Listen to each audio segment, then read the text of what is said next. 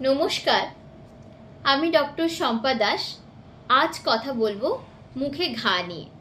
অনেকেই আমাদের কাছে এসে বলে থাকেন, ম্যাডাম মাঝে মাঝে মুখে ঘা হয় এবং এই ঘায়ের ফলে খেতে গেলে কষ্ট হয়, জ্বালা জ্বালা করে এবং খুব অসুবিধে হয়। তো আমরা এই ঘা কেন হয় এবং এর জন্য আমরা কি প্রতিকার অবলম্বন করতে পারি সেই নিয়ে আজকের ভিডিওটা। এই যে ঘা আমরা সচরাচর মুখে দেখতে পাই, যা আমাদের ব্যথা দেয়, খেতে গেলে অসুবিধে করে, এই ঘাটিকে বলা হয়ে থাকে অ্যাপথাস আলসার। এই ঘা আমাদের মহিলাদের তুলনামূলক বেশি হয় পুরুষদের থেকে। এই ঘা হওয়ার বেশ কিছু কারণ আছে। সেই কারণগুলির কারণেই কিন্তু এই ঘা মূলত হয়ে থাকে। অনেক কারণেই আমাদের এই মুখে ঘা হতে পারে। মূলত যে কারণগুলির জন্য আমাদের এই ঘা হয়ে থাকে তার প্রথম কারণ হলো আমাদের ভিটামিন ডেফিসিয়েন্সি। আমাদের পর্যাপ্ত পরিমাণ ভিটামিন শরীরে না থাকলে অনেক সময় মুখে ঘা দেখা দেয়। এছাড়াও আরও অনেকগুলি কারণে এই ঘা হতে পারে। যেমন ধরুন, যারা খুব বেশি দুশ্চিন্তা করেন, যাদের রাত্রিবেলা ভালোভাবে ঘুম হয় না এবং যাদের হরমোনাল কিছু চেঞ্জেসের কারণে অনেক সময় মেয়েদের এই ঘা দেখা দেয়। এছাড়াও ধরুন, আমাদের অনেকে না ঠোঁট কামড়ানোর একটা বদ অভ্যেস থেকে থাকে। ঠোঁট কামড়ানোর ফলে ওই জায়গাটা থেকে ঘা হতে পারে। ব্রাশ করার সময় আঘাত লেগে গেলে বা কোনো শক্ত খাবার চিবোতে গিয়ে যদি আঘাত লেগে যায়, সেক্ষেত্রেও এই মুখে অ্যাপথাস আলসার হতে পারে। এছাড়াও আপনার জল কম খাওয়ার কারণে আপনার এই অ্যাপথাস আলসার হতে পারে।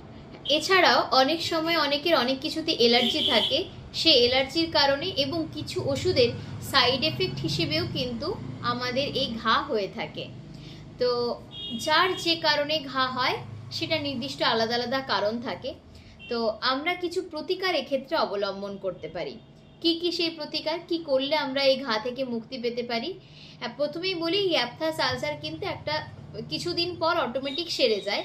এছাড়াও আমরা কিছু পদ্ধতি অবলম্বন করে এটাকে কমিয়ে রাখতে পারি বা এটা না হওয়ার আপনারা চেষ্টা করতে পারেন। কি কি সেই কাজ? না, আমরা যখন ব্রাশ করব সেটা যেন প্রপার নিয়মে ব্রাশ করি। সকালবেলা ঘুম থেকে উঠে এবং রাতে ঘুমোতে যাওয়ার আগে নিয়মিত দুবার করে নিয়ম অনুযায়ী ভালোভাবে ব্রাশ করব।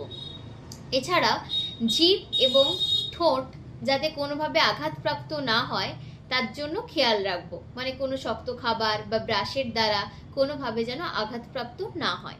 এছাড়াও একটু প্রোটিন জাতীয় খাবার এবং পুষ্টিকর খাবার আপনাকে খেতে হবে। এর মধ্যে ধরুন ওমেগা 3 ফ্যাটি অ্যাসিড যুক্ত খাবার, অঙ্কুরিত ছোলা, মুগ, এই ধরনের কিছু খাবার আপনাকে খেতে হবে। পর্যাপ্ত পরিমাণে জল খেতে হবে। দুশ্চিন্তা মুক্ত থাকতে হবে।